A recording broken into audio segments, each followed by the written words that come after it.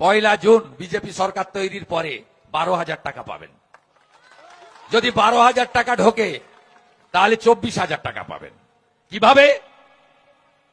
মহিলাদের 1,500 টাকা আমরা 1 জুন ঢোকাবো 3,000। যুবকদের আমরা 1,500 টাকাটা পাঠাবো 3,000। মমতা বলেছে 5 বছর দেবে, আমরা বলেছি যতক্ষণ না চাকরি দিতে পারবো ততক্ষণ দেব।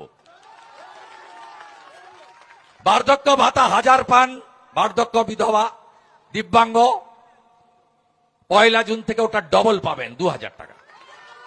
পিএম কিষাণ সম্মান নিধি 6,000 পাচ্ছেন, 1 জুন থেকে ওটা 9,000 পাবেন।